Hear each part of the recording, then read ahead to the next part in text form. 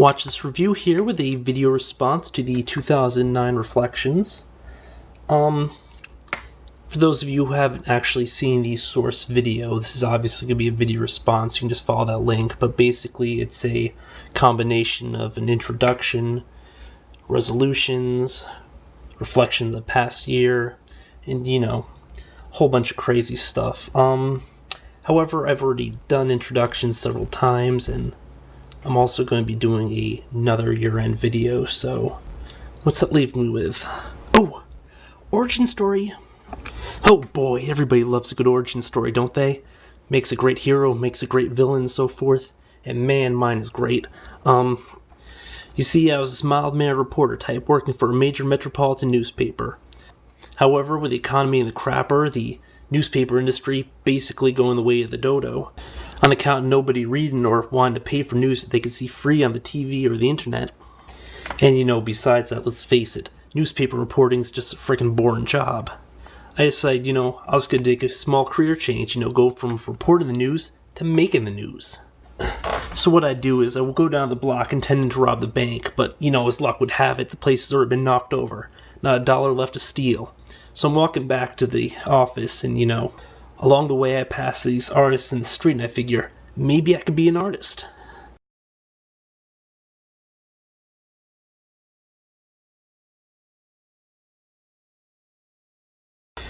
Okay, so I guess I have no talent for art, but I do have a flair for the dramatic. So I decided I was going to be a special effects guy. Big special effects guy. I mean, how could I go wrong? Well, where I went wrong was I was always going for realism, and not always a smart thing. So one day when I was putting up the set and putting everything together, the real vats of toxic waste, you know what? Plum ended up falling into one. Let that be a lesson to you. Not a smart idea to use real toxic waste on a studio. At any rate, the toxic waste left me horribly disfigured and otherwise powerless, and I vowed revenge against the people who put me this way, which actually was a pretty short list because I only had myself to blame, which also led to some conflicts, but eventually I pulled together my shattered tatters of my sanity and so forth, and got on with my life. Yada yada yada, so the werewolf and vampire bites ended up canceling each other out. I mean, who knew?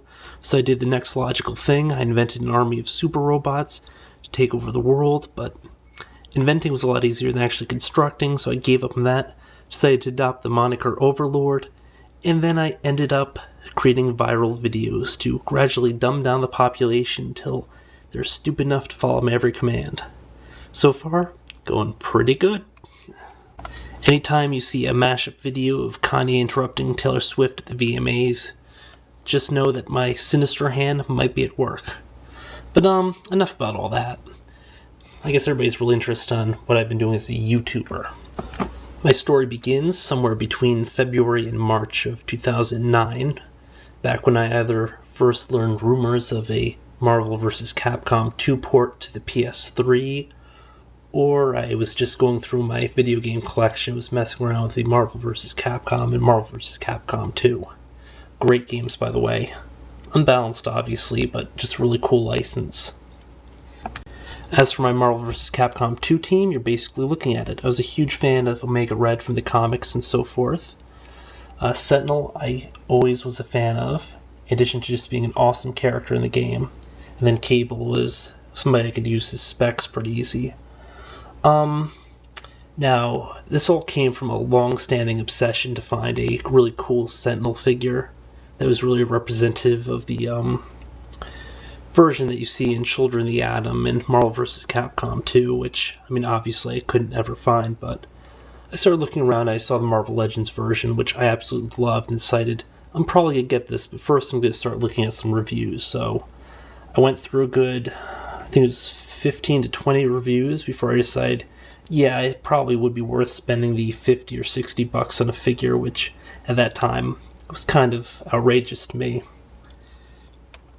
Originally I was trying to spend, I think, maybe 30 or 40, then another 10 of shipping and handling on the figure, but no such luck. The first one I bought was, I think it was like 70 or 75, but it came with the first Apple Wolverine. That was including shipping and handling. Omega Red I've owned for considerably longer, picked them up back when I wasn't really collecting, just because he represented one of my favorite mutants. By the way, there's one character I actually would have loved to have my MVC2 roster, and that of course is Talbane, who did not make the cut yet again in another Capcom crossover game. They always give the female characters and occasionally the vampire like Dimitri, but never ever the werewolf. Hell, even Felicia made this game, but not the werewolf. I mean, even BB Hood made the cut this time, but not Talbane. I mean, what's up with that?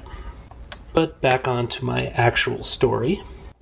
Finding a great review was really problematic at best. A lot of people either didn't really demonstrate articulation, or they didn't have a decent camera or half decent lighting, so you couldn't really see the character, you couldn't really... it was just really an irritating process. I mean, that's really probably half the reason why I ended up getting into reviewing anyway, just because there are a lot of consumers out there trying to decide whether or not to buy a figure, and they really need some help. Plus, I'd see tons of opinions out there that I wouldn't really agree with. And you know, a text comment's good and everything, but when you go into a video, people pay so much more attention to the individual points. You get more of a response, you know. The biggest things of all is the fact that there are a lot of figures out there that just hadn't had reviews or weren't showing up in the search engine, so I figured that should be a top priority for anybody who owns those figures, to like really show them off, show other people what they look like, what they can do, so people can decide whether or not to get them instead of just making a blind buy.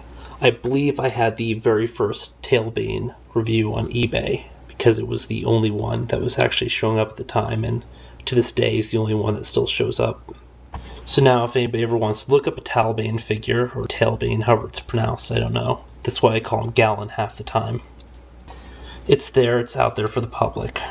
Actually, I think a lot of my reviews thrive on just organic search results and so forth. Like my Spider-Man 2099 KB exclusive got up to about, I think it was around 250 views without being linked to anything. And, you know, it was just one of my early reviews when nobody was watching. And, you know, fun fact, because I'm a very low viewed channel, my top viewed video at this point is when I was just showing off my Final Fantasy collection, which netted about 500 views. My next highest is the Spider-Man 2 video game Mysterio from the Spider-Man 3 figure wave, I believe, which went over 300 views as well, which, I mean, that's nothing to a lot of the really bigger guys, but, you know, to the smaller fries like me, you know, that's something kind of cool. I decided I wanted to start doing reviews back, I think, in May, so I made a special account for this, but I didn't actually start posting reviews or anything until sometime in August, I believe. I had maybe 5 or 10 reviews, which will never see the light of day just because of various problems. In my very first review, the Omega Red one, well, first review I posted's not very great. I tried doing some really hokey stuff because I thought it'd be funny, but it wasn't as amusing as I thought it'd be. Name origin wise, I wanted to pick something a little bit more dynamic because I was looking at a lot of these reviewers and they had kind of generic names. Like if you look at somebody's name like Shardmus Prime, I mean, how are you supposed to know what the guy does? I mean, come on. I mean, Century Productions, a little bit better, but when I started seeing names like TheReviewSpot and other stuff, you know, this is a lot more direct. It tells people exactly what you do, and that's the sort of name that I wanted to use. So I picked something that was even more visceral and so forth, just to get the point across that, yes, I'm a reviewer. And it would be a greater pull to anybody who saw me just respond to like anybody's video, so they'll check out my channel and so forth.